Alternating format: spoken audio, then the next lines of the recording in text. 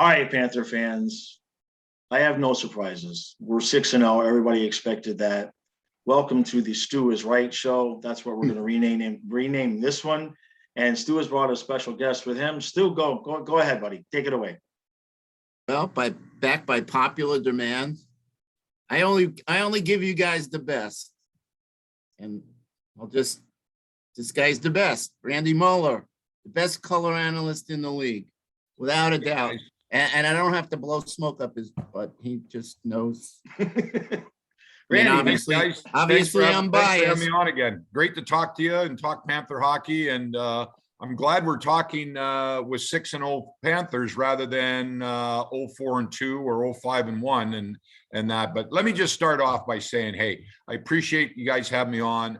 I love your guys' podcast and that. And the other thing too that leads into what we're going to talk about, we got a really good team. And I've been around this team for 26, 27 years, and I've never seen a team like this. We're loaded from top to bottom. And if we play the way that we're capable of playing and get the goaltending and the special teams and all the different little details of the game, we can win every game. We're not going to win every game, but we can win every game. And I think everybody and all the fans and everybody tuned in should feel very happy and confident about that we just have so much depth and there's so much internal competition. Look at a guy like a fan favorite like Ryan Lomberg. He can't even get in the lineup because Marchman has played so well since he's jumped in. And Lois Saranen has really played well, and they don't want to take him out. But when Lundell comes back from this injury that he has, obviously he's going to be back. But it's nice. Jumbo Joe coming into the lineup last night, getting a goal. Frank Vetrano, who had struggled a little bit offensively, getting some chances, but he finally gets rewarded. And then the offense from the blue line, Brandon Montour getting a couple of key assists again last night. You add it all up together, right, and I think we're going down a pretty positive road here, and I'm glad that they're getting off to a great start. Yep, and to speak to that depth, this was something I was thinking about yesterday, and then I went and I looked at the statistics, the game logs, and I confirmed it today. 6 games. Every single game, there's been one line that's accounted for 2 goals. And as of last night, that includes the 4th line. So it's not every line has done it. The first has done it, the second, the third, and now the 4th line has done it. Every single game, one line is getting 2 goals. And that's a hard team to beat. If you're getting goaltending and you're getting that kind of score, it's tough. It's tough to beat that. And it's showing, even in a couple games like against Pittsburgh and last night, and this will lead into what Stu wanted to talk about. Even in those 2 games where we kind of took our foot off the gas, we still had enough juice to finish it off. Yeah. No, we turned on the juice. But Rand, I mean, you and I have gone back and forth 20-something years. I said it last year that I thought that was the best roster on paper, but obviously we lost Ekblad, and that was the cup out the window. But if we stay healthy, that's the big thing. We stay healthy and have no major injuries to the key guys. You're right. We finally have the depth after all of these years. He's put the players together. Q knows how to mix them up. Eric and I were talking just on the review on the Philly game about chemistry and how, the experiment with Reinhart, with Barkov and Verhaeghe didn't work, but looks like Lundell, Marchman, and Reinhart are aligned with chemistry. And we don't have, to me, a first, second, and third, and fourth. We have lines that could bring it on any shift and put the puck in the net. And obviously, the goaltending has been there, and I think the defense has been there for the most part.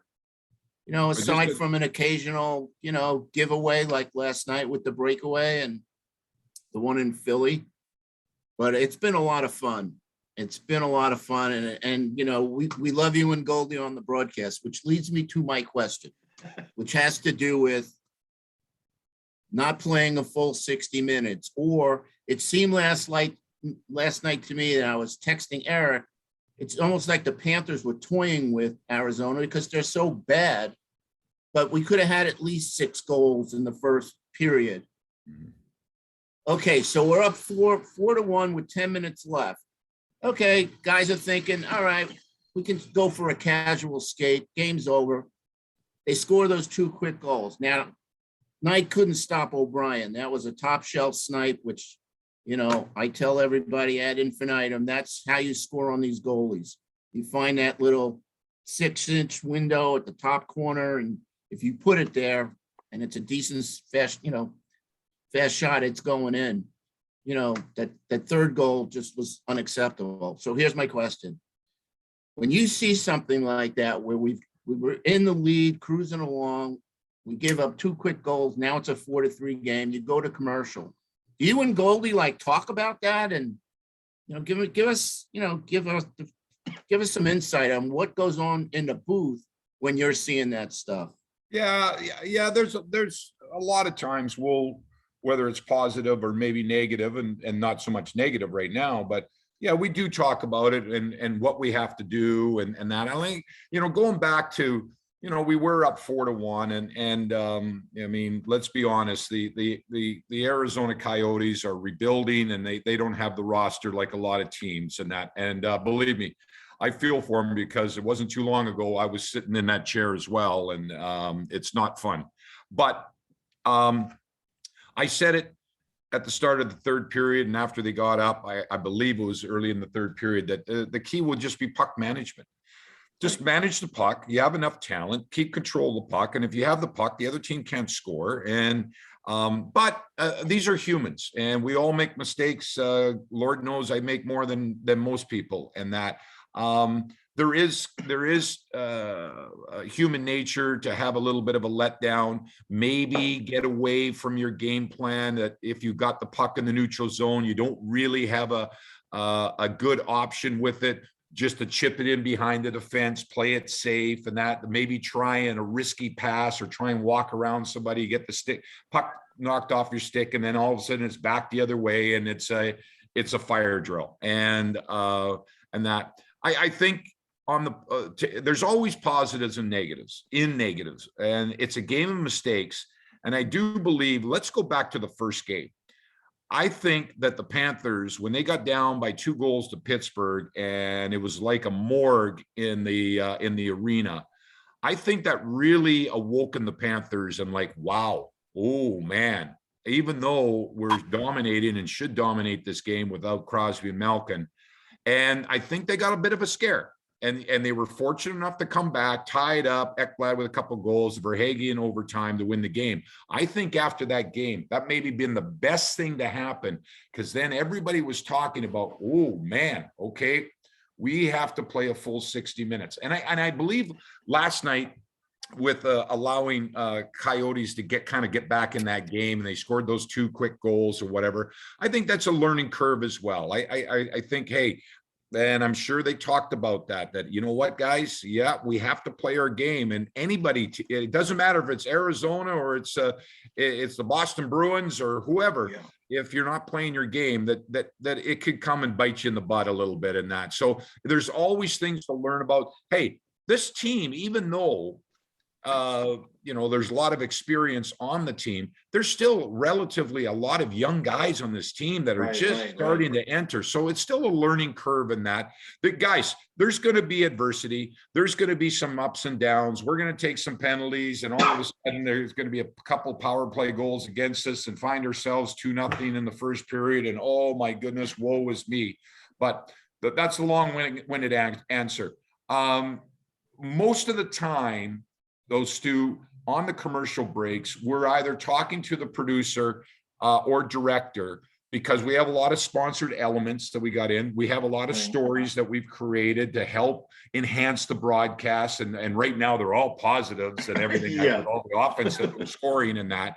And that's what we really discuss. And where do we want to go next? Okay, we're coming back. You got to do this BMW card read. Randy, who do you want to see? What do you want to talk about? I'll look at Goldie, blah, blah, blah. And so we're all on the same page. So then when we come back, there's no dead air, like, and looking at each other going, where are we going next? We know exactly. That's part of the preparation. That's part of what we have to do. And when Goldie's when Goldie is on doing the play-by-play, and especially whatever, 90% of the time, I'm on the talk back to the truck, either asking for a certain replay that happened before, or re-show my keys, or talking to them on what's upcoming. All right, guys, where are we going next, or whatever? Can we do this? No, I got to do a promo.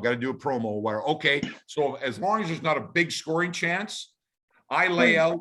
Goldie turns to his monitor. Tonight's broadcast is brought to you by blah, blah, blah, blah, blah. And then I'll pick it up on the backside. So I'm not just sitting there watching the game go back and forth when Goldie's going. I'm on that talk back with the truck all the time. Communication is key. And we've got a great crew. We all get along well. And then the other thing is not to step on each other's toes. Like Goldie will say, this is the first time this season that we haven't scored the opening goal. Remember when they scored on their one shot and on the breakaway or whatever, and that first time. And I'll say, okay, you take it, or he'll say, you take it, or whatever. So then one of us will take it, and then the other will comment on it or whatever. That's kind of the behind the scenes look at it. And then the other thing too, a lot of times, because we're dealing with human nature, and nothing is perfect, as you guys know, Eric, with your podcast, stuff can just go sideways and get cut off, and your internet goes, or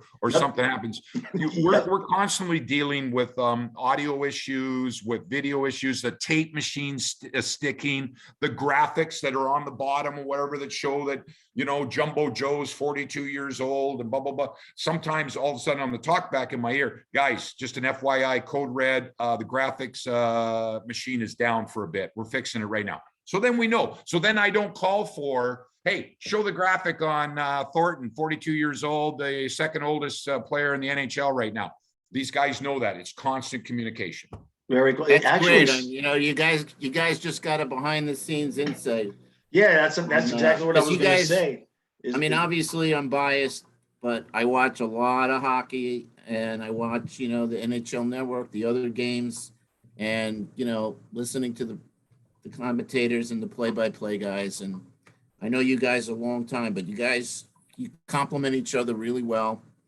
And obviously hockey knowledge goes a long way, Rand. I love the replay that you've shown 4 times. Bennett deflected that puck. As much as I wanted Ekblad to get that goal, he touched that puck. It did wobble. You called it right on. I don't know why, if they didn't change the goal, but from what I saw, Bennett, touched it. It went off Chikrin and in the net. Yeah, well, 2 things on that. And I agree, and thank you for that. I really do believe that Bennett did touch briefly that puck, just because it started to wobble. It started taking a different trajectory towards the goal. But I've learned from experience that if the NHL said it was Ekblad goals, just let it go. Let it go. Yeah. And you saw what I did. I just laid out, here's what I saw. And that if the NHL saw it differently, so be it. We all make mistakes. We all do good calls. We all get it, most of it right most of the time. But I just, okay, you give it to Ekblad, then I laid it out. And that. And then, you know what?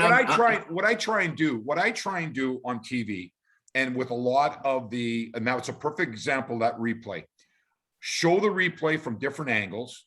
I give my opinion. That's what I'm paid to do.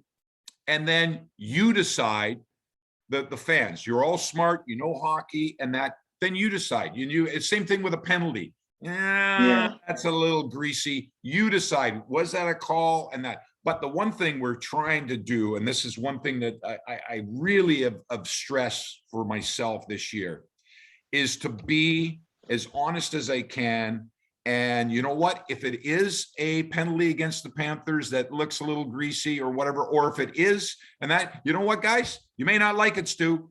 That's a penalty. That's a penalty. I'm not happy about it. You're not happy about it. But you know what? Be fair. Be fair about it, and give the officials the benefit of the doubt if they make the right call. Now, if they don't make the right call, I will say it as well, not be derogatory or anything. I'm saying, I'm sorry, that was the wrong call. And then let it go, because you can decide. You're watching the game. You got all these different, we supply all these different replays. You decide whether it was a penalty or if it was a goal or who scored the goal or whatever. And that's what makes it fun. That's what makes it fun. I'm not going to sit there for the next 30 seconds and berate the officials. Oh, I can't believe this and blah, blah. It doesn't do any good. Right. And you guys decide. There's no sense me getting all upset in the booth. You guys decide whether you want to get upset. That's what being a fan is all about.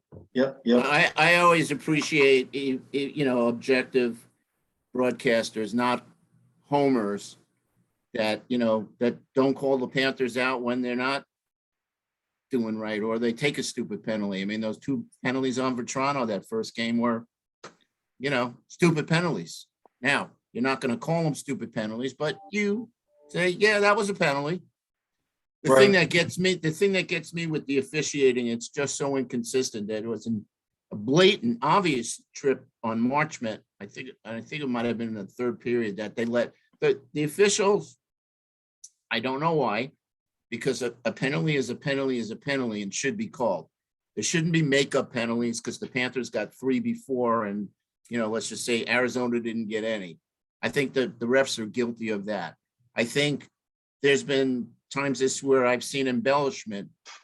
The other night, the elbow, Lundell, that was a phantom elbow. He never elbowed the guy. But, to your point, I, have an appreciation of the job that you guys do, because we don't see what goes on, commercial break and, the director talking to you in the ear, or you telling them. It's a good idea for an Inside the really, Panthers is what it is. They're really good pulling up those replays and the ISO camera. So, well, the other thing too, guys, is I've said, and I've already said it during this podcast. 99% of the fans that are watching, they don't need me to tell you that, for example, the Panthers are playing bad and blah, blah, blah. And I don't need to go on about blah, blah, blah, blah, blah. You can see it. You can see it. Yeah. I don't need to, you come up with your own conclusions, or I don't have to go overboard with praise and all kinds of stuff. If we're playing well, we just roll. Hey, you saw the Huberdeau, Bennett Huberdeau goal and that beautiful passing play after Owen Tippett stripped the puck or whatever. Just call it right there, and you guys can decide, wow, what a beautiful goal from start to finish. I don't need to embellish it or you need to push it even anymore. It's just, here it is. Exactly. This is talent right here. And that. So that's the easy part, guys. And what I want to add, one thing that I love about this job is, and it was tough for all of us during the COVID and that, is the friendships that we have with the other broadcasters, whether it's radio, TV, hosting and that. We're all able to get together. And, of course, Arizona last night, Matt and Tyson Nash do the TV, and they do a great job or whatever. And to look in their eyes and knowing that now they're 0-5-1, and it's going to be a really tough season. And we talked about it, and they're congratulating us on the great start. But I've been there, and they know that. And and you don't have to tell me. And you guys remember when I first got out of radio and into television, when I was doing the pregame, intermissions, and postgame. And when the team is winless in 5 and you're down 4-0 after the second period, and I got to run upstairs at the former Club Lexus and do an intermission, and then after the game do a half an hour post-game show when we're 0-6-1 in the last 7 games. That's tough. That's when you really earn your money, and you try and be subjective and that. Knock on wood, I hope we never have to go there again. But that's where, and talking with the Arizona guys and trying to pick them up. Hey guys, just call the games, show the good plays on both teams, and just be informative for the fans. You can't control the outcome of the games or whatever. Do your best, stay cool, be professional and that. But I can tell you, it is tough, because when you wear that badge on your chest and you're part of the team, and as long as I've been, and when the team has struggled a number of years ago when we were going through all kinds of different stuff, it's very, very difficult. We're all humans and that, but I'm just so happy right now, guys. Don't tell anybody. I'm stealing money. It's the easiest job in the world. Yeah, Right. Just roll the highlights. Yeah. The highlights. Oh, and here it Yeah, is. they Show speak the for stats themselves, and show right? the goals against and goals for and that. Oh my goodness. We go into our prep meetings, and that when you're 5-0 and you know, your team goals against average is below 2 goals a game, and all these guys, and we got 18 players on the team that have scored at least 2 points in the season, and that it just roll all the stats and all the highlights. It makes our job so much easier. And I don't take it for granted, guys. I really don't take it for granted, but it's a lot of fun. This team is good. We've got great depth, and we've got a lot of exciting players, and we can turn it on and that. And then just what you're saying, Stu, before about, you know, unfortunately last year when Aaron Ekblad went down and that, that was a big hole and that. But you look at it and how Forsling stepped up and how Uyghur stepped up and everybody stepped up. This is a team, and of course, you never want to see serious injuries for anybody on any team, and that. But I think what we're seeing, just a small snippet, was Lundell, a big part of the team, and he's nicked up. I guess it's an upper body injury. I have no idea what it is, and that we don't know when he's going to be back. They say it. Hopefully, it's day to day. But Loisterainen just jumping in there, and then they just put the veteran Joe Thornton in there as well, and we really didn't miss a step. Nothing against Lundell. That shows, and that's what's encouraging to me, because there's no way we're going to go through the whole season where we don't have 0 injuries. Nobody gets hurt, and blah, blah, blah, blah, blah. And we've got, if we do have, you know, miss the odd guy or whatever, I think we have enough depth to overcome that. We really do. Absolutely. It's not devastating.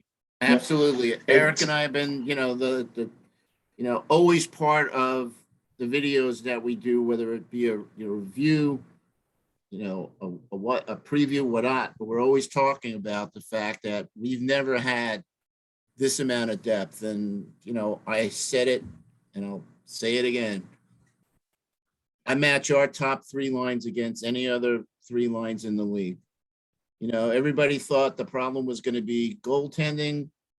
And right, Eric? I said, well, that's actually my next question is. Stu, you allow Eric to ask questions on this podcast? I didn't know he was allowed to. Go ahead, Eric. There's a shot right there. Oh, by the way, Rand, this is always my post-game review victory cigar. Yeah. So the goaltending. Now, obviously, this is a 2-part question. With Bobrovsky, I'm just interested in your opinion on is it the work he did in the summer? Is it the baby? Is it the deleting the social media? Is it the combination of everything? Or is it that he's growing his hair long? Because people on Twitter need to know that. And the second part to that is I'm good with the split with, it seems to be like 2 for Bob, 1 for Knight. I'm curious though, for Knight, being that he's still a young goaltender and really still needs to develop and everything, are they adjusting maybe like the practice schedule to get him more of the practice schedule so he's seeing more pucks? Because obviously, I mean, last night was kind of a fluky thing where he doesn't see a shot for 18 minutes and then it's in the back of the net. So what do you know about in terms of like the practice reps and everything like that, and also what I asked about Bob? All right. Well, I'll get to that second part with the practice in a second. Let's go back to last year, and there's pre-existing expectations. And I said it all along. I'm a big Bobrovsky fan. I've seen what this guy can do. And he hasn't changed. And it's not like he went when he was great, when he was 29, 30 years old, and now he's 42. No. He was the best goaltender in the world, and it was 4 years ago. And that, so you don't lose your skill, you don't lose and that. So go back to last year, the expectations, because of the contract that he has, and everybody expects him to be great. And I've said it, and I said it in the offseason, I said it at the start of the year. He doesn't have to be all world every night. He just has to be good and consistent, right, and we'll be fine. And one of the reasons why is he's not, and hopefully, knock on wood, He's not facing 40, 45 shots from prime scoring positions right in the high slot every night because we have a better defensive system and better defensemen. And number two is we've got the puck 63% of the time. They can't score if we have the puck. So if you add all that in, are you asking me if I'm surprised Bobrovsky's got off to this great start? Absolutely not. No, not surprised at all, because we all know the goaltender he is. Now, when you mention about deleting social media, being a father for the first time, some of the tweaks with techniques in the off season, growing his hair long, changing the carpet in his car and all that. I think that maybe it's a combination of a lot of things. I know that the one thing he has not changed, and that going back, and I think that kind of maybe it bothered a few of the fans. He's very consistent, whether he wins or loses. He's always saying it's about the process. Show up the next day, work on your techniques, prepare yourself for the next game, whether he wins or loses or whatever happens. He's very even keeled with that. And I think that's great for a goaltender. And he doesn't seem to let anything else. But then there's the other thing too, the maturity now of being a father. And so maybe, because I can remember when I was a player, once I started having kids, I'd get back from practice or after games or whatever. I'd park it, man. I've got kids puking all over me and playing and changing diapers and that. It takes your mind away, because a lot of times you can sit there and just stew all day long. You've lost 2 in a row and you haven't played well, and it's just eating you inside. Right. Now he's got an outlet, and that could be a part of it as well. But I've always been a Bobrovsky fan, and maybe I defended him more than most people did last year when he had his little ups and downs. He wasn't quite consistent. He'd play one and then kind of be okay for the second one, and then kind of struggle in the third one, and then he'd bounce back with a good game in that. That's done and over. These are professional athletes, but the high expectations because of his contract and the situation and that, people expect him to be absolutely excellent every night. Now, he's been excellent every night, going 4-0 to start the season. He's been absolutely fantastic. And that I hope that he has the consistent success. And when you add in all the other elements, and with puck possession by the Panthers, better defensively, this and that, hey guys, we don't have to win games 2-1 anymore. Right. We're averaging 5 goals a freaking game. Well, that's the big difference. That's the big difference, Randy. That's the big difference. That's like having all kinds of money. You could sweep all kinds of problems underneath the rug when you got all kinds of money, and then you can do, in regular life or whatever. But when you're averaging 4.5, 5 goals a game, your goaltenders don't have to stand on their head. They absolutely just be good and we'll take care of the rest. And that's great news for Panther fans. That's been the big difference. I mean, I've noticed a couple of things. Number one, he's definitely more focused, without a doubt. He is in the zone. He's not letting up as many rebounds as he used to. And like you said, the defense has been stronger, especially in front of the net, clearing guys out and not letting them park there and just tap in those rebounds. So, I know we hear what kind of work ethic these guys put in. Also adding the night component, the fact that, he's the number one guy. He wants to stay the number one guy. He knows he has a backup that is going to be and is a great goalie now. So, as you said, just like with the Arizona team, hockey players have a lot of pride. They don't want to lose, and they especially don't want to lose their job. So, anyways, I want to answer the second part of the question that Eric asked, whatever about if Knight is only going to get, 1 out of the 3 starts going forward. I don't know. I don't know if that schedule is going to continue. I have no idea. But it is true, though, Eric, there's a huge difference. And I've watched practices and I've watched morning skates, and after the morning skate where he's not starting, he stays on the ice and he's facing a million shots in 1,000 different situations and that. And no disrespect, there's a big difference from having NHL players shoot on you after practice than having college players shoot on you. And so he's constantly working on his technique. And with Rob Tallis, our goaltending coach, those little things side to side, and they, Right. stopping the puck from coming from behind the net with his paddle. And, they do all these different things, but also 2 shots from in the one-timers, how they move across and the timing and staying square to the shooters. And that, answer your question, yes, he is getting a lot of tutelage and a lot of shots and a lot of experience, and it's nice that he gets to start. The worst thing that could happen, and they would never do it, is Bob plays the first 20 games and Right. the kid doesn't get a start or whatever. Right. They won't do that. They know that he's too valuable. He's got to get some game experience, handle the puck, and communicating with your defenseman in a game-like atmosphere. All those things continue to grow him and any other player into a real solid NHL player.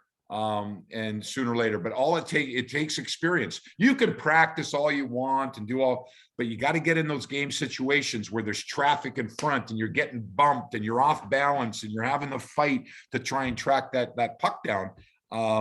But he's on a good trajectory, and I'm happy for him. He's such a mature kid. Yeah. 20 years old. I mean, Stu, that cigar you're smoking is 18 years old. Right. No, it's great. It's really great to see. Really great to see. And to your point about Bobrovsky, because during the summer I did a video trying to predict how he would do, but I watched a lot of film from when he was at Columbus, and to me, he looks better now, because in Columbus he was kind of out of position a lot, but making these amazing saves by recovering. Now he's just flat out in position. So to me, I'm watching this guy and I'm like, he's better than where he was when he was good then. Oh, everybody froze up on me. Oh boy.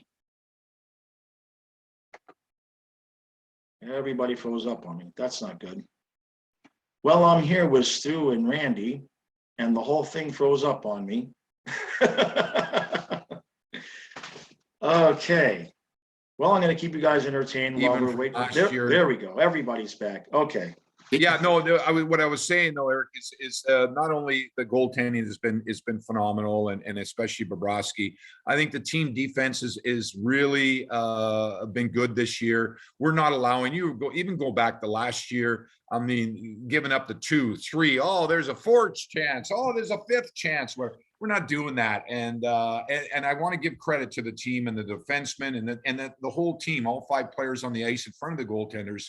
And that goes back to coaching and game structure and how they have to play the game and support each other without the puck. And that so far it's been really, really good and really promising for this team. Yeah, I gotta just go ahead, Stu. I gotta just chime in because Eric did this last night on his post game. Have you ever seen a goalie with a 0%? How did you say it, Eric? At one point, like the game, like midway through the second period, he was on pace to win the game with a 0 save percentage. Yeah, off that one, right, that one shot, one goal. Yeah, I think Goldie mentioned it. Goldie mentioned it last night. He goes, "How bizarre is this?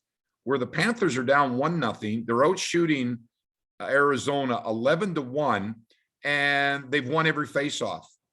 Yeah, and that was right towards the first period before I remember they that. tied it up in the last minute. I'd never seen anything like that. So you're down 1-0, you're out shooting the opponent 11-1, and you're 100% in the faceoff dot. Yeah, and that, yeah. But yeah. It evened itself out, and the Panthers got going, and I'm glad that they were able to again get the offense. And then they got a little bit of a scare in the third period. Arizona came back. Hey, these guys, Eric, you mentioned it, they're professionals. These guys, there's a reason that they're in the league and why they're being compensated. They take it very, very seriously. They don't want to lose. They don't want to be embarrassed.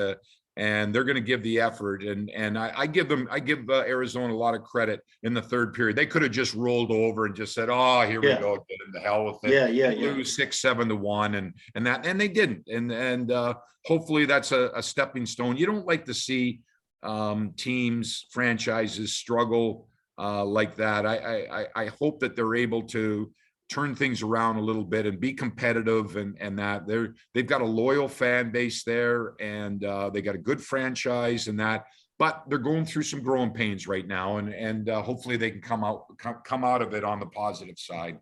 Yeah. What I like was Q. Sorry, I didn't mean to interrupt. That's you. okay. No. I like the fact that Q took the timeout, and he probably, in not so many words, gave them a talking to and said, "Guys, there's 6 minutes left in the game, 10 minutes left. What are you doing? This game ain't won." And you could see them, they started coming back and doing the things that we do. But yeah. So I wanted to ask you, Randy, Tampa and Buffalo. I'm pretty sure we know Tampa is going to improve. I kind of thought that they would have a slow start, being just emotionally, exhausted from all the hockey that they've played. But how real is Buffalo? What's going on there? Well, I'll throw in Detroit as well, who the Panthers are going to play on Sunday night. Young teams, they continue to improve, and I saw an interview, I heard an interview on Sabres. They were talking with somebody, and they just said, "Hey, they're committed to this team concept and going out and outworking the opposition, and playing for some breaks, and they've been fortunate to get some goals, some key goals. Maybe they weren't they were a little bit lucky or whatever, but luck plays a part in success, and everything's going. Now, are the Buffalo Sabres probably going to come down to earth a little bit? I'm sure that they will, but I give them full credit. They still have a lot of talent on that hockey club, and they've got some players that can be difference makers. And if they put it all together, which they've done, and played as a team, and outworked, and get some breaks, play discipline, don't take a bunch of penalties and put yourself in a hole, they can compete and be competitive with anybody in the league. Good on them. Yeah. As far as Tampa Bay is just they got so much talent and depth, and they have the best goaltender in the world or whatever. But you often wonder, as humans, and like you mentioned, Eric, they've played so much hockey, and they've had such an emotional high of winning back-to-back Stanley Cups. It's only natural. A lot of times it's a Tuesday night and you're in Buffalo, and it's like, oh, and I'm not feeling very good, and this and that. And there can be some letdowns. But the other thing, though, that Tampa team, boy, when they can turn it on, they have a lot of talent. They've got a lot of pride. Stamkos is a great leader, him and Hedman, and that. So don't write them off. They're not going to the Tampa Bay. That's the reason there's an 82 game schedule. They'll get back on track. They're too talented up and down their lineup to maybe have a so-so start for a long time. Yeah, I still think losing Gord, Coleman, Johnson. I know there's a fourth one somewhere, but I think losing those guys, I think that's going to have effect on end of. Yeah, there's an adjustment. I think there's an adjustment on that, and losing that third line and that, and they knew that. So they've introduced a couple of young players that are trying to find their way, and there's going to be some hiccups. There's going to be a little ups and downs and that, but that core of that hockey club is still, oh my goodness, they're the Braden Point, and it goes on, Killorn and that. I mean, they've got a solid team. So yeah, every year. I don't know how they've done it all these years. They've done it by good drafting, Stu, by good drafting and development in the American Hockey League. There's been 20 players that have worn the Tampa Bay Lightning uniform over the last 3 or 4 years that have come through Syracuse, their minor league team. They get the proper development down there, and when they step on the ice, they're ready at an NHL level, and that's scouting, that's development, and that's what every team aspires to be. And Well, I'm looking for Hagee. and then they just hit on so many draft picks, and then I remember Dale Talon saying, somebody asked him, "Wow, Dale, you've got 13 picks in only 7 rounds or whatever." He says, "Hey, not everybody is going to play for our team and make the lineup, but you hope that they develop, that you can use them as assets to maybe acquire another asset that you need for your club." And to wrap it up, Tampa Bay has acquired a lot of assets to be able to let good players walk because they feel they're confident that the other young players can step into those roles and develop and be as successful. Okay. Well, the last thing I have for you, unless Stu has anything else, is I just want to touch on the defense real quick. And I'll own it. All summer long, I felt like I wasn't really sure about Montour as the one signing that we made, and I kind of felt like we still needed another top 4 defenseman. And then Q put Montour with Connaughton, and I'm like, please just leave everything exactly the way it is. Never touch anything ever again. Is that an agreeable statement for you? I've been very impressed with the Panthers. I think Brandon Montour, he's under the radar because it's always Ekblad and Mackenzie Weegar being the top pair, and then you throw in Forsling that has got a lot of rave reviews going back to last year, and Montour just kind of under the radar or whatever. But I've always been, even when he was a member of the Buffalo Sabres and I was broadcasting games between the benches, and we played Buffalo and we were beating Buffalo, and then I thought, wow, this defenseman can really skate, and he's aggressive and he likes to take off with the puck and that. And maybe if he improves on his defensive skills and that, he could be a very usable player in that. And when we acquired Montour, I had the same attitude in that, and he has impressed me, and even more this year. I think he really wants to be involved. Hey, the Panthers, the success that the Panthers have going back to last year as being one of the highest scoring teams in the NHL, and the great start to this year. If they're consistent and they'll keep that title, is they're attacking on a 5-man unit. So even Radko Gudas, and even when Nudavara gets in the lineup, and even Kevin Connaughton, you saw it last night or whatever. If you've got an opportunity, go support, help the forwards, go on a 5-man rush or whatever. And I like our defense. I think the game has changed. I've told you guys this before, from even like 3 or 4 years ago. You have all your defensemen have to be capable of skating, handling the puck, and joining the rush. Right. And if you've got 2 of those defensemen that are unable to do that, you're in the back of the class, because that's the way the NHL is played now. It's an offense, it's go, go, go, it's transition, and the quickness of the game. I think the Panthers have that, yet they have physicality.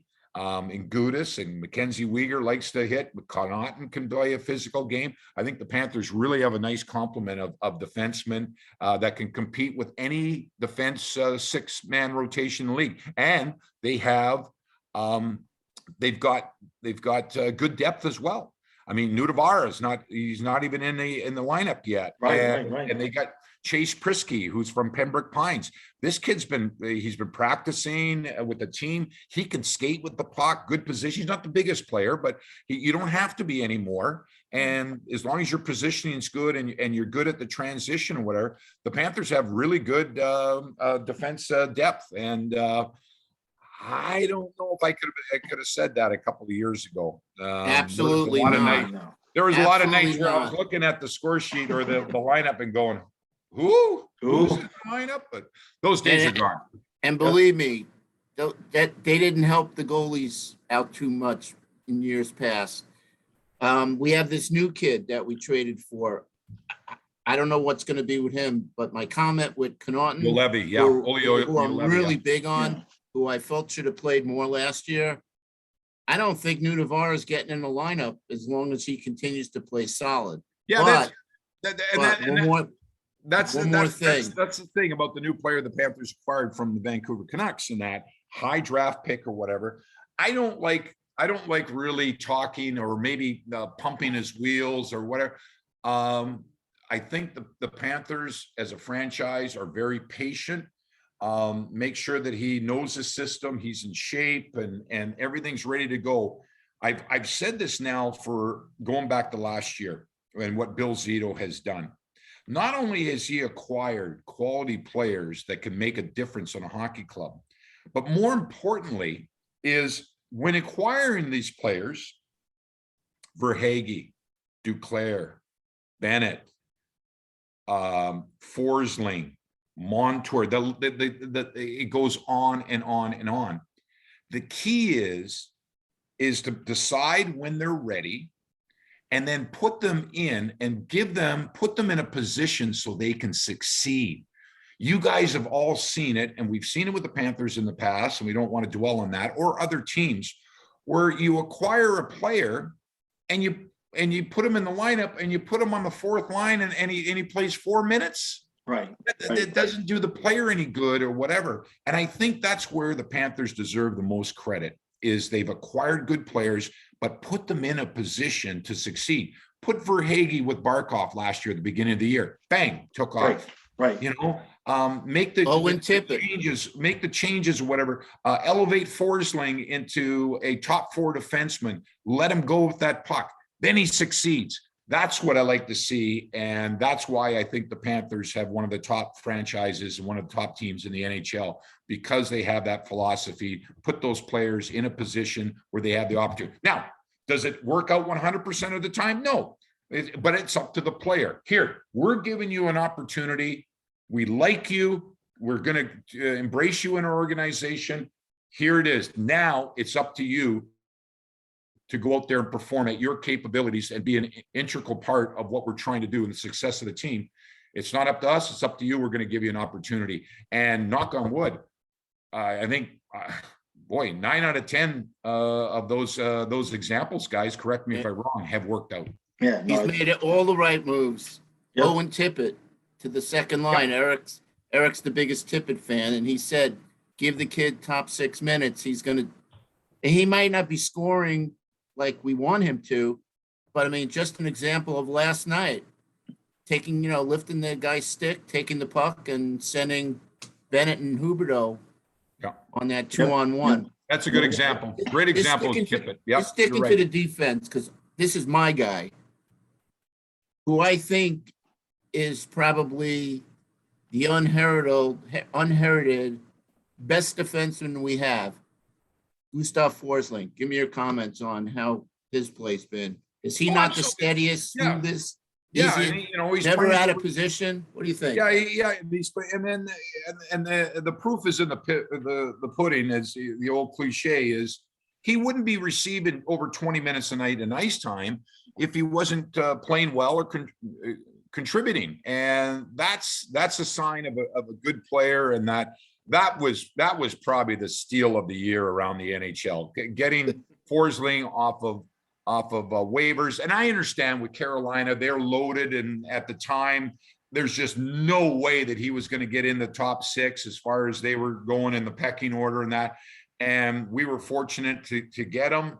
And then there's another, put him in a position to succeed. Took him a little while. And then once he got his legs underneath of him, got comfortable with his teammates and that, there's a great example of that. And the Panthers are better off for it. Yep.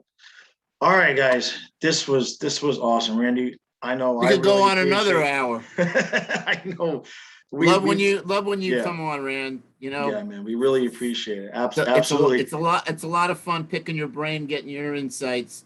Let's just say, as you can tell, guys, I mean, I'm very passionate. I'm all in with this team, and I could talk hockey all day long. And it's such a breath of fresh air.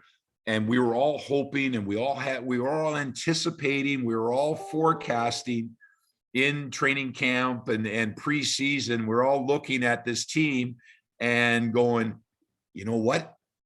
Damn, we've got a pretty good team. If we can play the way we can, this could be something special. But there's always that Oh, boy, you know, you never know in that. I'm happy, and I'm happy for the players.